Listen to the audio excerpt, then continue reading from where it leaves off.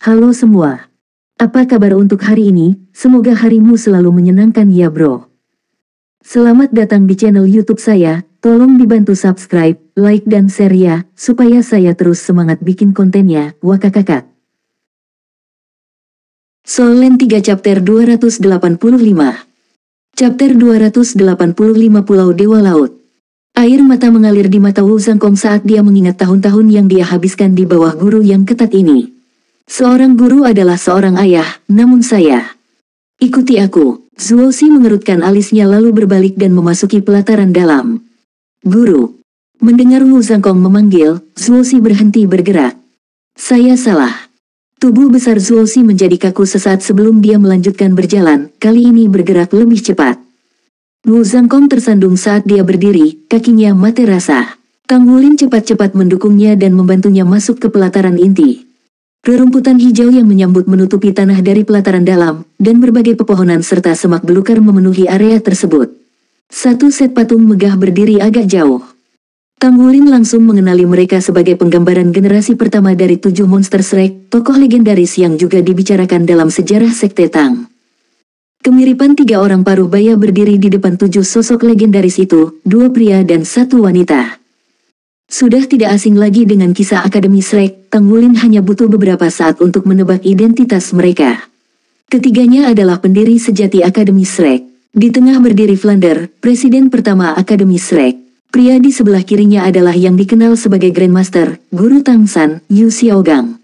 Di sebelah kanan adalah Liu Erlong.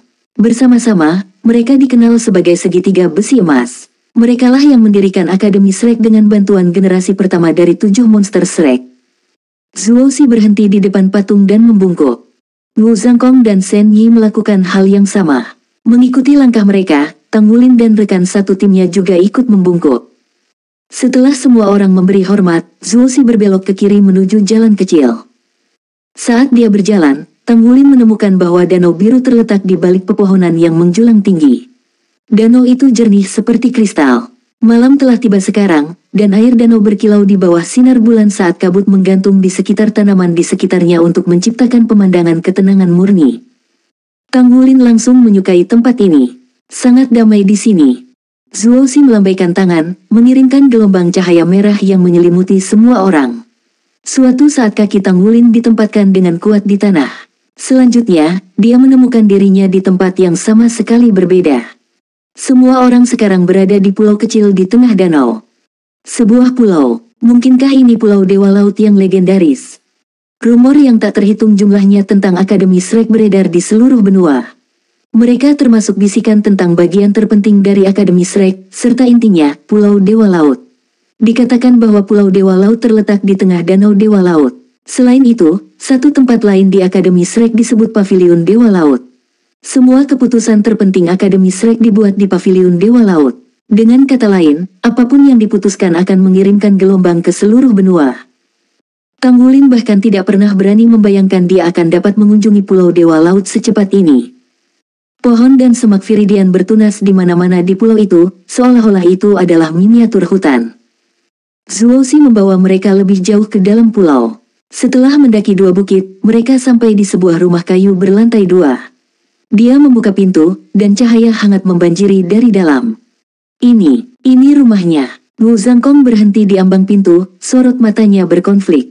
Masuklah, seru Zuo Xi. Wu Zhangkong menarik napas dalam-dalam, menundukkan kepalanya, dan masuk. 4 muridnya mengikuti dari belakang. Rumah itu didekorasi dengan sederhana. Semuanya dibuat dari kayu, termasuk kursi usang tempat Zuo Xi duduk. Shen Yi, besok, ajak anak-anak ini untuk didaftarkan. Kang Wulin mendapat skor penuh. Hitung poin untuk 3 lainnya seperti biasa. Zuo Xi mengalihkan pandangannya ke 4 siswa. Mulai saat ini dan seterusnya, Anda adalah siswa yang bekerja di pelataran luar. Ya, jawab Shen Yi dengan cepat. Apakah kamu akan pergi sekarang setelah kamu membawa mereka ke sini? Zuo Xi melirik Wu Zhangkong. Saat itulah Wu Zhangkong berlutut. Saya tidak akan lari lagi, guru, katanya. Bahkan jika saya harus bekerja paruh waktu, saya ingin tetap tinggal. Saya tidak akan lari. Satu-satunya permintaan saya adalah Anda mengizinkan saya menjagamu. Saya mulai memahami bahwa seseorang tidak dapat hidup sendiri. Saya membuat kesalahan saat itu, dan sekarang saya ingin menghabiskan sisa hidup saya untuk memperbaikinya. Dia menundukkan kepalanya ke lantai, bersujud. Tolong izinkan saya untuk tinggal, guru. Sebelum kembali ke Akademi Shrek, Wu Zhangkong dengan keras kepala menyimpan dendam masa lalunya. Namun, setelah tiba di tempat yang familiar ini, dendamnya sirna ketika dia melihat betapa gurunya telah menua. Zuo Si tercengang. Tidak pernah dia mengharapkan Wu Zhangkong mengucapkan kata-kata seperti itu. Itu persis seperti yang dikatakan Penatua Kai. Seperti guru, seperti murid.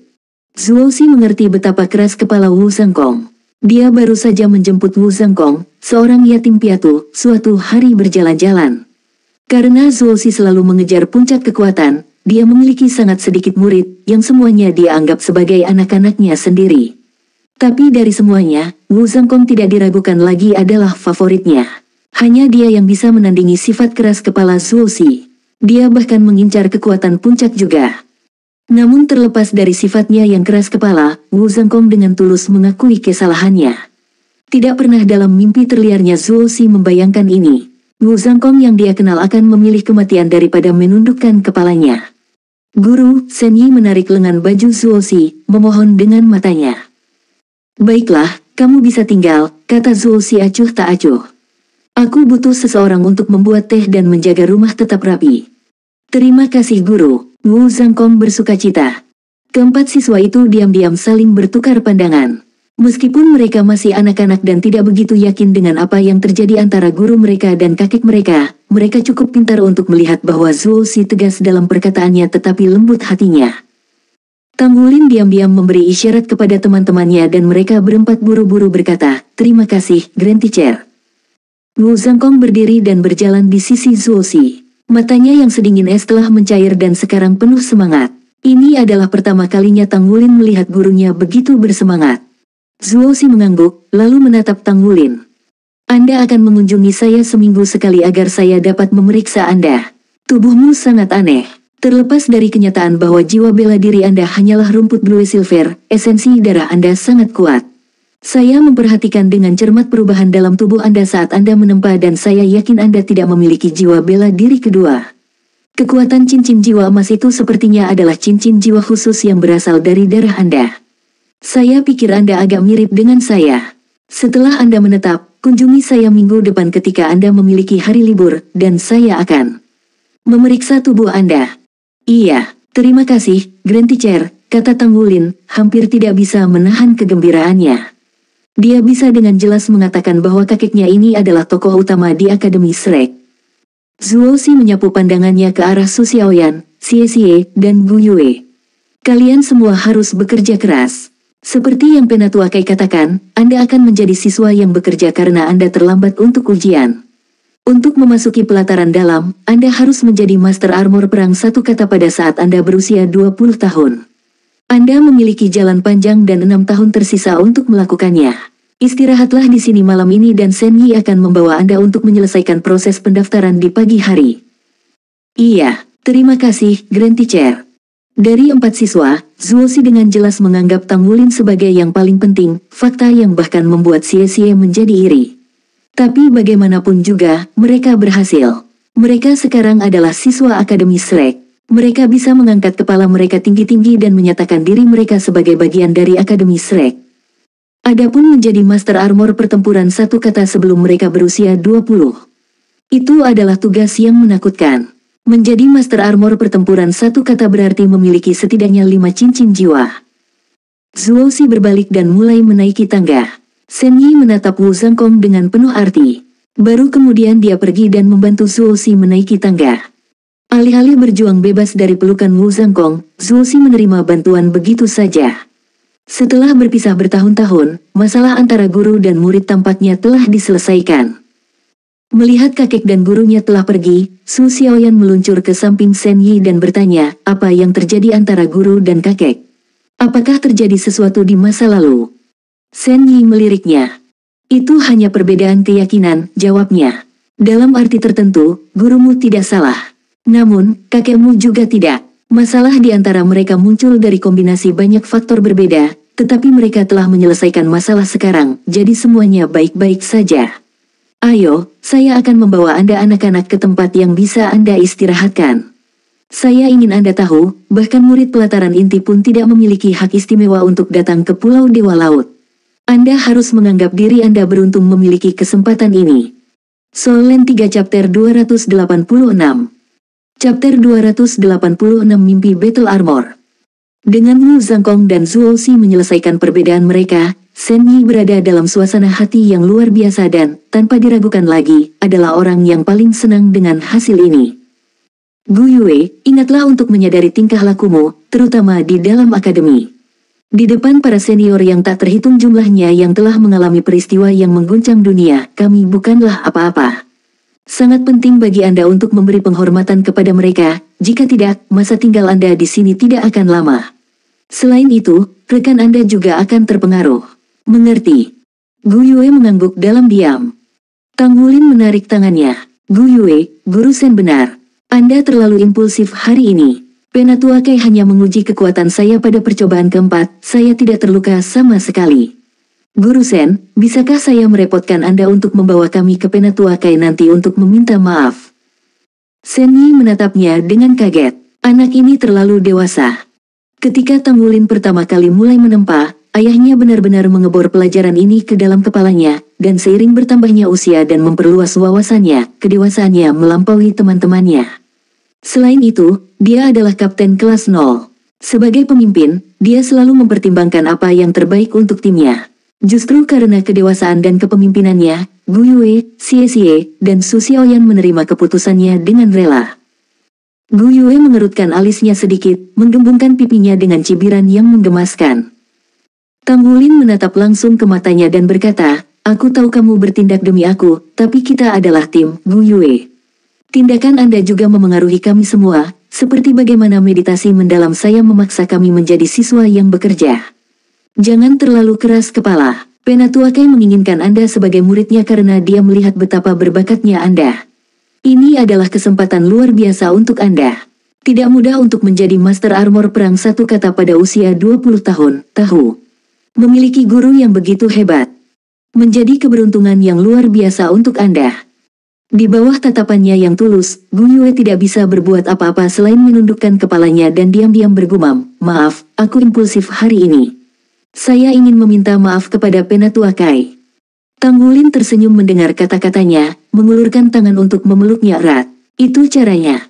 Meskipun Gu Yue tersipu merah padam, dia tidak mendorongnya pergi. Xie melenggang, seringai licik menarik bibirnya. Ya, begitulah. Dia membuka lengannya. Kaki Gu Yue terangkat, pergi. Xie mengelak, langsung menggerutu, kamu sangat bias. Kenapa kau membiarkan kapten memelukmu? Karena dia tampan, kata Gu Yue tanpa basa-basi. Ya itu benar, kapten jauh lebih tampan darimu. Su Xiaoyan juga tidak lupa menggali lebih dalam tentang Xie. Shen Yi tersenyum saat melihat kejenakaan mereka. Mereka mengingatkannya pada dirinya sendiri di usia mereka, melambung dengan kegembiraan ketika dia pertama kali masuk Akademi Shrek. Baik, kami mendaftar besok dan Anda harus waspada, jadi tidurlah lebih awal. Menjadi siswa yang bekerja bukanlah hal yang mudah. Kata-kata Shen Yi sepertinya mengandung makna tersembunyi. Rumah kayu itu tidak memiliki banyak kamar, jadi anak laki-laki berbagi satu kamar sementara anak perempuan berbagi kamar lain. Wu Zhangkong juga tidak muncul lagi malam itu. Begitu mereka tidur, mereka langsung tertidur lelap. Ini hari yang melelahkan bagi mereka. Dari keempatnya, Tang Wulin adalah yang terakhir memasuki meditasi. Duduk bersila di tempat tidur, dia menatap tangannya. Cahaya keemasan meledak dari telapak tangannya dan, sesaat kemudian, palu perak berat yang dimurnikan rohnya muncul di dalamnya. Tang Wulin menikmati sensasi magis ini. Sekarang itu terhubung dengannya oleh darah, itu telah menjadi perpanjangan dari tubuhnya sendiri. Meskipun Misha sangat kuat, ribuan logam olahan kelas 1 adalah bahan terkuat yang bisa mereka buat. Meski begitu, itu hanya akan menjadi Misha kelas 1. Jika logam halus roh akan digunakan untuk membuat Misha, Master Jiwa perlu dilibatkan dalam proses penciptaan. Fakta itu sendiri, serta ukuran Misha yang sangat besar, membuat upaya seperti itu praktis tidak mungkin. Mu Chen telah memberitahu Tang Wulin bahwa meskipun pandai besi dipandang kurang penting daripada perancang, pembuat, dan mekanik Misha, mereka sangat diperlukan untuk membuat baju besi pertempuran. Faktanya, prototipe armor pertempuran pertama tidak akan ada tanpa penemuan pemurnian roh. Meisha, dengan tubuhnya yang besar, tidak bisa bergabung dengan seseorang. Armor pertempuran, di sisi lain, dibentuk menjadi tubuh master jiwa dan dapat menyatu dengan sempurna dan meningkatkan kemampuan pengguna. Armor pertempuran seperti sirkuit yang diukir pada jiwa bela diri pengguna yang memberikan perangkat armornya sendiri dan menyublimkannya kepada jiwa bela diri. Dengan munculnya baju besi perang, kekuatan manusia melonjak ke tingkat yang berbeda. Namun, superioritas yang baru ditemukan mereka juga membuat monster jiwa berada di ambang kepunahan. Pagoda jiwa awalnya didirikan untuk menengahi perdamaian antara manusia dan makhluk jiwa. Namun, demi penelitian mereka tentang penemuan jiwa roh buatan, ada periode waktu di mana pagoda roh membantai binatang jiwa yang tak terhitung jumlahnya dengan dukungan federasi. Di bawah pengejaran sains yang tiada henti, dunia jiwa binatang hancur. Nilai makhluk jiwa anjlok dengan penemuan jiwa roh dan dengan kecepatan penelitian pagoda roh saat ini, mereka hanya perlu beberapa ribu tahun lagi untuk menciptakan jiwa roh 10.000 tahun. Garis-garis emas berputar-putar di sekitar palu perak berat yang dimurnikan, mirip dengan yang ada di Tangwulin ketika dia berkultivasi. Naga emas bisa terlihat samar-samar di palu, tetapi alih-alih pola, ia tampak seperti makhluk hidup saat berkeliaran di sekitar palu. Ini jelas efek dari hubungan darah mereka. Pemurnian roh memberikan kehidupan logam dan menjadikannya bagian dari tubuh sendiri. Jika seseorang mengembangkannya menjadi jiwa yang dimurnikan, maka itu akan menjadi bagian dari jiwa bela diri seseorang. Pemurnian jiwa mirip dengan menempa jiwa bela diri sendiri ke alam yang lebih tinggi. Karena alasan inilah Saint Blacksmiths dipuja di seluruh benua. Status mereka tidak kurang dari Master Armor Pertempuran 3 kata, karena tanpa mereka, armor pertempuran 3 kata tidak akan pernah ada. Adapun Divine Blacksmiths, Tangwulin hanya bisa membayangkan alam macam apa itu. Bahkan Mu Chen tidak bisa menjelaskannya kepada Tangwulin karena dia sendiri tidak tahu seperti apa rasanya. Itu adalah tujuan hidupnya untuk mencapai level itu. Dengan keberhasilan Tangwulin baru-baru ini dalam pemurnian roh, itu berarti dia sekarang bisa menempa baju besi tempurnya sendiri. Tidak hanya itu, dia telah mengarahkan pandangannya pada tidak hanya satu kata, tapi armor perang 2 kata. Adapun mengapa dia menetapkan tujuannya begitu tinggi, itu karena dia sekarang mengerti bahwa baju besi pertempuran tidak memiliki persyaratan kekuatan jiwa yang begitu ketat, sama seperti bagaimana dia bisa memurnikan roh meskipun hanya memiliki 2 cincin jiwa. Bagi pandai besi untuk mencoba pemurnian roh, standar normalnya adalah 4 cincin jiwa karena hanya dengan begitu mereka akan memiliki cukup kekuatan hidup yang diperlukan untuk mempertahankan seluruh proses. Namun dia berhasil hanya dengan 2 cincin jiwa. Prestasi ini hanya mungkin karena kombinasi dari kekuatan ilahi bawaannya, bakat, pemahaman mendalam tentang logam, dan cincin jiwa esensi darahnya. Jika itu masalahnya, maka mungkin kebutuhan kekuatan jiwa yang dia butuhkan untuk armor pertempuran akan lebih rendah juga. Paling tidak ada salahnya untuk mencoba. Satu set armor tempur tidak dibuat sekaligus. Setiap barang dibuat sepotong demi sepotong. Dia memutuskan untuk mulai bereksperimen dengan bagian yang paling sederhana. Tangwulin penuh dengan keyakinan sekarang karena dia berhasil dalam pemurnian roh dan sangat yakin bahwa dia tidak membutuhkan 5 cincin jiwa untuk menjadi master baju besi pertempuran 1 kata. Dengan cincin jiwa esensi darahnya, dia bisa membuatnya hanya dengan 4 cincin jiwa. Selain itu, karena dia sudah bisa memurnikan roh, dia tidak akan puas hanya dengan armor perang 1 kata. Ini akan membuang-buang waktu untuk memulai dari sana. Sebaliknya, itu lebih efisien untuk membuat baju besi perang 2 kata yang dapat terus berevolusi dengan logam halus roh. Begitu saatnya tiba, dia bisa segera menamai armor perangnya dengan 2 kata.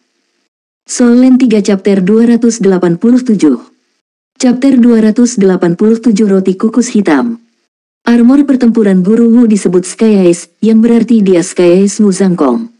Jadi, kalau begitu aku harus menyebut baju besi tempurku. Darah Tangwulin berpacu dengan pikiran itu. Dia menantikan hari ketika dia mendapatkan baju besi tempurnya sendiri. Dia tidak tahu kapan dia mulai bermeditasi, tetapi ketika dia bangun, matahari sudah bersinar melalui jendela. Dia telah bermeditasi lebih lama dari biasanya dan melewatkan kesempatannya untuk melatih mata setan ungu pagi ini. Namun, Tangwulin dapat dengan jelas merasakan bahwa kecepatan kultivasinya lebih cepat dari sebelumnya. Kamu bangun. Xie berkata, ayo makan. Xie, bisakah kamu merasakan itu? Tang Wulin bertanya dengan curiga. Xie mengangguk dan tersenyum. Aku tahu kamu akan bertanya. Saya merasakannya juga. Pulau Dewa Laut ini luar biasa. Energi di sini jauh lebih tebal daripada di luar. Saya yakin pulau ini terhubung dengan bagaimana Akademi Shrek mampu menghasilkan begitu banyak ahli yang kuat. Kecepatan kultivasi kita akan meningkat secara signifikan jika kita bisa tinggal di sini dan berkultivasi.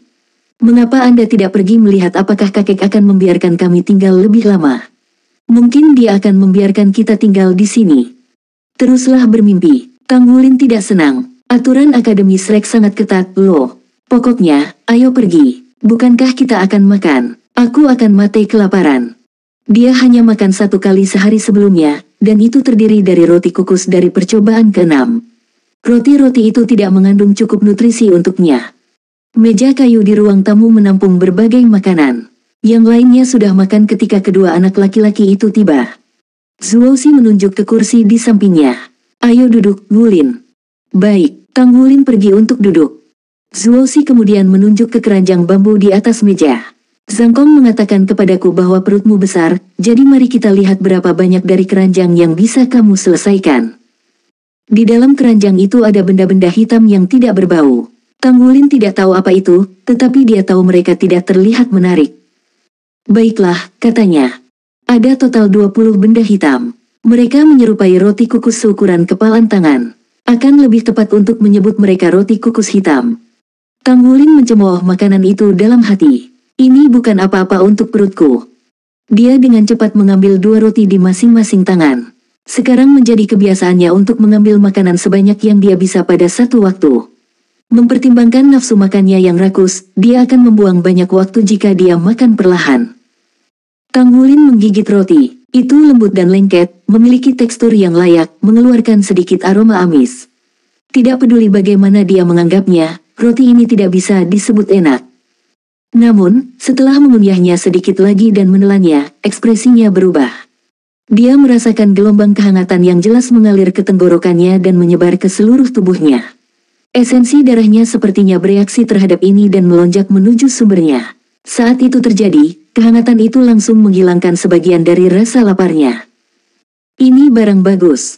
Ketika Tang Wulin berada di Akademi Isea, dia makan makanan dari jendela pertama setiap hari, jadi dia secara alami tahu bahwa jika dia makan lebih banyak makanan bergizi, dia tidak perlu makan sebanyak itu. Namun roti kukus hitam yang tampaknya tidak mengesankan ini adalah makanan kaya nutrisi yang pernah dia makan. Meskipun dia tidak benar-benar tahu apa itu, dia tahu pasti bahwa mereka bisa mengisi dirinya. Setelah 2 gigitan lagi, sanggulnya menghilang ke perutnya. Beberapa gigitan lagi kemudian dan tangannya kosong. Tang Wulin dengan senang hati menepuk perutnya saat dia tersenyum pada Zuoxi dan mengambil 4 roti lagi. Bisakah kamu benar-benar mencerna semua itu? Makan berlebihan tidak baik untuk tubuhmu. Zuoxi mengerutkan alisnya. Saya harus bisa. Terima kasih, Grand Teacher. Karena Tang Wulin telah menghabiskan esensi darahnya dan hanya makan 1 kali pada hari sebelumnya, tidak mungkin dia akan melepaskan makanan enak seperti itu dari genggamannya. Mata Zuoxi yang menyipit perlahan melebar karena dia mengamati esensi darah Tang Wulin tumbuh lebih kuat dan lebih kuat dengan setiap roti yang dia makan. Zuoxi bahkan bisa mendengar denyut nadi darah dan aura Tang Wulin menguat. Perubahan ini sama sekali tidak terkait dengan kekuatan jiwa. Penyebab segalanya adalah esensi darahnya. Garis keturunan Anda benar-benar luar biasa, nak. Hanya setelah Tang Wulin menelan roti ke-16 barulah dia akhirnya berhenti makan. Apa dia kenyang sekarang? Zuoxi berpikir. Roti itu terlalu mengenyangkan. Tang Wulin merasakan esensi darahnya melonjak melalui tubuhnya seperti sungai yang mengamuk. Dia sekarang dalam kondisi puncak. Dia merasa rileks saat kekuatan jiwanya beredar ke seluruh tubuhnya, tidak bisa makan lagi. Jika saya bisa makan ini setiap hari, akan lebih mudah untuk mematahkan segel saya. Tiba-tiba, suara Tang tua bergema di kepala Tang Wulin. Ini luar biasa. Anda akan mendapat banyak manfaat dari mereka jika Anda bisa memakannya setiap hari. Kamu bahkan mungkin bisa membuka segel ketiga tanpa item roh. Tang Wulin menatap Zuoxi dengan mata berbinar. Kakek, bolehkah saya makan ini setiap hari? Wajah Zuoxi berkedut. Kamu bisa mendapatkan sisanya. Setelah mengatakan ini, dia berdiri dan pergi. Bingung, Tang Wulin menoleh ke Wu Zhangkong. Guru, apakah saya mengatakan sesuatu yang kasar? Wu Zhangkong membuat wajah aneh padanya. Shen Yi, yang ada di sampingnya, angkat bicara.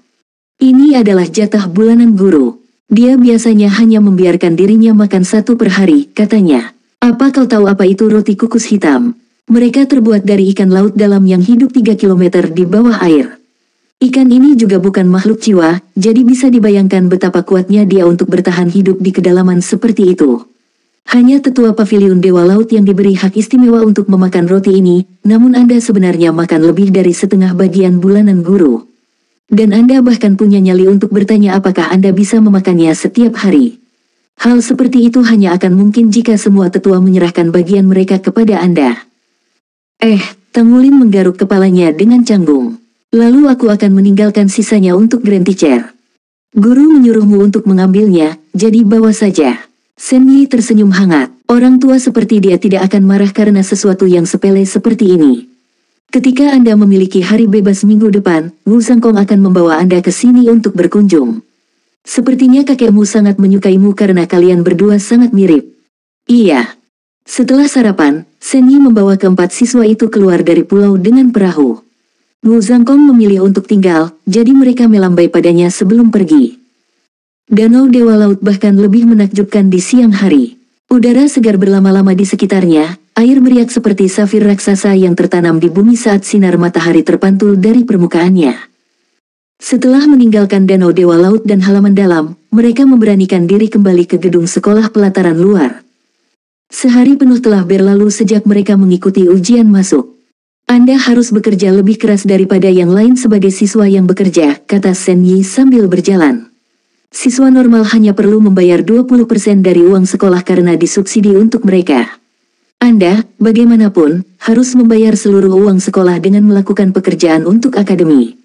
Misalnya, tugas paling dasar bisa jadi menyapu kampus. Tentu saja, Anda juga dapat mengambil beberapa pekerjaan yang berkaitan dengan profesi sekunder Anda. Guru Shen, apakah biaya kuliahnya mahal? Tang Wulin bertanya. Shen Yi meliriknya. Sangat. Akademi SEC memberi Anda akses ke sumber daya yang tidak mungkin diperoleh di tempat lain. Sumber daya ini sangat berharga, sehingga siswa yang bekerja harus mengambil banyak pekerjaan untuk melunasi biaya mereka setiap tahun. Jangan khawatir, administrasi akan mengatur semuanya untuk Anda semua. Meski ini bukan kali pertama mereka berada di sana, keempatnya masih terpesona dengan kemegahan gedung sekolah utama. Shen Yi membawa mereka ke bagian administrasi untuk menangani pendaftaran mereka dan mendaftarkan mereka di kelas mereka. Seorang administrator ilmiah berusia 50-an mengeluarkan seragam sekolah hijau tua untuk mereka masing-masing setelah menyelesaikan pendaftaran. Jangan membuat malu siswa yang bekerja, katanya. Jangan membuat malu siswa yang bekerja. Apa yang dia maksud dengan itu? Sepintar Tang Wulin, dia tidak bisa memahami arti di balik kata-kata administrator. Dia mengirim pandangan bertanya-tanya pada Shen Yi, tapi dia hanya tersenyum dan menggelengkan kepalanya. Dia jelas tidak berniat menjelaskan. Pekerjaan pertamamu adalah membersihkan Spirit Ice Plaza. Batas waktu sebelum senja. Administrator Parubaya berbicara dengan sikap bosan. Bersihkan alun-alun. Aku bahkan tidak bisa melihat ujung alun-alun. Buang sampah dan mengepel lantai. Tidak ada setitik pun debu yang terlihat, jika tidak, poin akan berkurang. Pendaftaran mereka selesai sekarang setelah mereka diberi pekerjaan. Mereka kemudian dibawa ke asrama. Tepatnya, mereka dibawa ke asrama untuk mahasiswa yang bekerja. Solen 3 Chapter 288. Chapter 288 Status Siswa yang Bekerja. Karena gedung sekolah utama sangat besar, Tang Wulin berpikir bahwa asrama mereka juga akan begitu. Kenyataan, bagaimanapun, memohon untuk berbeda. Shen Yi membawa mereka ke sebuah bangunan di hutan di sebelah barat Spirit Ice Plaza. Ini adalah asrama untuk siswa yang bekerja, katanya kepada mereka, cari kamar yang sesuai dengan nomor di kunci Anda. Kelas akan dimulai besok, sementara itu, Anda dapat menyelesaikan pekerjaan yang baru saja Anda tetapkan. Aku akan pergi sekarang. Shen Yi pergi sementara Tang Wulin dan yang lainnya berada di tengah-tengah saling pandang cemas. Semuanya memikirkan hal yang sama. Bukankah bangunan ini terlalu kasar? Ini pada dasarnya kumuh dibandingkan dengan gedung sekolah. Bangunan itu hanya memiliki satu lantai dan sangat rusak. Itu duduk di tengah hutan, tapi sekarang sudah jelas bahwa ini dilakukan untuk menyembunyikan bangunan dan menyelamatkan muka akademi. Benar-benar tempat yang meresahkan. Sepertinya ada sekitar 20 kamar di gedung yang berbintik-bintik itu. Beberapa kamar bahkan tidak memiliki jendela. Mereka sudah lama rusak, kayu di sekitar mereka benar-benar busuk. Memeriksa nomor pada kunci mereka segera menemukan bahwa mereka hanya diberi satu kamar. Kamar ini tidak memiliki dinding untuk memisahkan anak laki-laki dari perempuan. Luasnya sekitar 30 meter persegi. Meski tidak kecil, hanya ada 2 ranjang susun berbingkai logam di kamar itu. Selain itu benar-benar kosong. Lapisan debu tebal menutupi lantai dan 2 jendela pecah. Seutas tali menggantung dari bola lampu di langit-langit. Mempertimbangkan keadaan ruangan, menentukan apakah bohlam itu ornamen yang tidak berguna atau sumber cahaya fungsional adalah sebuah lemparan koin. Bukankah ini terlalu kejam? Apakah kami yakin saat ini kami berada di Akademi Shrek dan bukan daerah kumuh? Xie tercengang. Dibandingkan dengan asrama mereka di Issei Academy, perbedaannya seperti surga dan bumi. Tidak ada kebutuhan pokok yang disediakan, bahkan kasur pun tidak. Berhentilah mengeluh. Jika Anda punya waktu luang, habiskan saja untuk merapikan, kata Tang Wulin. Karena mereka ada di sini sekarang, mereka mungkin juga melakukan yang terbaik. Dia tahu bahwa siswa yang bekerja tidak akan sebaik siswa normal, tetapi dia masih terkejut dengan kondisi asrama mereka. Kapten, bagaimana kita semua bisa hidup dalam satu kamar? Pria dan wanita tidak boleh berada di ruangan yang sama, kata Su Xiaoyan dengan sedikit khawatir. Xie tertawa. Menurutmu berapa umurmu? Kamu bahkan belum mencium siapapun. Su Xiaoyan melihat ke Gu Yue untuk mendapatkan dukungan, tetapi Gu Yue hanya memperhatikan Tang Wulin. Tang Wulin berdiri terpaku di tempatnya, wajahnya termenung. Karena kita telah ditempatkan di ruangan ini, yang bisa kita lakukan adalah memanfaatkannya sebaik mungkin. Mari kita atur kebutuhan dasar kita terlebih dahulu. Kita bisa mulai dengan membersihkan tempat ini dan mendapatkan sesuatu untuk menutupi jendela yang pecah. Kami kemudian dapat menggunakan beberapa tirai untuk memisahkan ruangan menjadi 2, satu sisi untuk anak laki-laki dan yang lainnya untuk perempuan. Ya, mari kita mulai dengan itu dan meningkatkan hal-hal sambil jalan. Baiklah, kata Gu Yue. Jelas betapa rekan satu tim Tang Wulin mempercayainya. Semua orang segera bertindak. Sebagai master jiwa, tidak perlu waktu lama untuk membersihkannya. Saat mereka merapikan tempat itu, mereka mulai memahami sakitnya menjadi siswa yang bekerja. Satu-satunya sumber air bersih mereka adalah satu keran yang digunakan untuk seluruh asrama. Itu bahkan tidak menyediakan air panas. Mereka harus pergi ke gedung sekolah untuk mengambil air panas dan mandi. Selain itu, mereka tidak punya apa-apa lagi. Tidak ada fasilitas lain di asrama untuk siswa yang bekerja. Ruang makan dapat ditemukan di gedung sekolah utama, jadi mereka harus menyeberangi alun-alun yang sangat besar setiap kunjungan. Dengan mereka berempat bekerja bersama, ruangan itu segera menjadi rapi dan rapi. Mereka bahkan menemukan kain untuk menutupi jendela. Adapun tirai untuk memisahkan ruangan, mereka akan membelinya di malam hari. Ayo bersihkan alun-alun sekarang. Sejak mereka menjadi mahasiswa, mereka masih harus menyelesaikan pekerjaannya. Spirit Ice Plaza benar-benar luar biasa. Mereka harus mulai menyapu pagi-pagi sekali jika mereka ingin selesai pada sore hari di hari yang sama. Ketika mereka pergi mengambil air untuk dibersihkan, mereka menemukan bahwa seseorang telah menggunakan keran. Seseorang itu adalah anak laki-laki yang tampak lemah. Dia memiliki handuk yang menutupi bahunya saat dia mengumpulkan air dalam ember. Saat melihat bocah ini, keheranan memenuhi Tang Wulin dan yang lainnya. Xie menelan ludah. Dia sangat terkejut karena dia mengenal bocah itu lebih dekat daripada yang lain. Anak laki-laki ini adalah siswa nomor 2, orang yang telah mengalahkan Xie dalam ujian masuk dengan kekuatan ledakan. Dia adalah master jiwa tipe kekuatan yang perkasa dan master jiwa 3 cincin terbesar yang mereka temui sejauh ini. Bahkan peluang Gu Yue untuk mengalahkannya sangat tipis. Jiwa bela dirinya terlalu kuat dan luar biasa. Membawa ember, Tang Wulin berjalan ke sisi siswa lain dan tersenyum cerah. Hai, dia berkata, kita bertemu lagi. Saya Tang Wulin. Pemuda itu memberinya tatapan apatis, dan hanya mengakuinya dengan anggukan kecil. Embernya hampir penuh, jadi dia mengambilnya, mengangguk ke Tang Wulin sekali lagi, dan pergi. 4 pasang mata mengikutinya sampai dia menghilang dari pandangan. Xie menatap teman-temannya dengan kaget. Orang itu juga murid yang bekerja. Dia sangat luar biasa. Namun dia seorang siswa yang bekerja. Saya pikir dia adalah siswa pelataran inti. Kang Wulin merenungkan kesadaran ini. Apakah kalian ingat apa yang dikatakan administrator sebelum kita pergi? Dia bertanya. Dia mengatakan kepada kami untuk tidak mempermalukan siswa yang bekerja. Saya pikir ada beberapa rahasia tentang siswa yang bekerja yang tidak kita ketahui. Yah, kita bisa memikirkannya setelah menyelesaikan tugas kita. Administrator tidak mengatakan kita tidak bisa menggunakan jiwa bela diri kita untuk membersihkan, kan? Gu Yue menyela.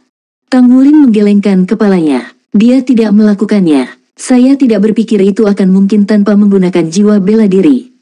Kalau begitu kita tidak perlu membawa air. Aku akan cukup. Senyum tipis muncul di bibir Gu Yue, matanya bersinar.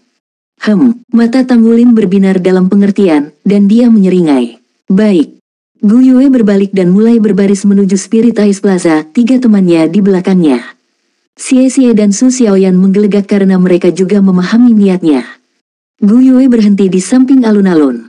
Dia menarik napas dalam-dalam, menyipitkan matanya, lalu memanggil 3 cincin jiwanya. Cincin jiwa pertamanya menyala saat dia mengaktifkan elemental tide. Dia mengangkat tangannya ke udara, mengumpulkan bintik-bintik cahaya hijau di telapak tangannya. Cahaya biru segera mengikuti sampai 2 lampu berukuran sama berputar di telapak tangannya.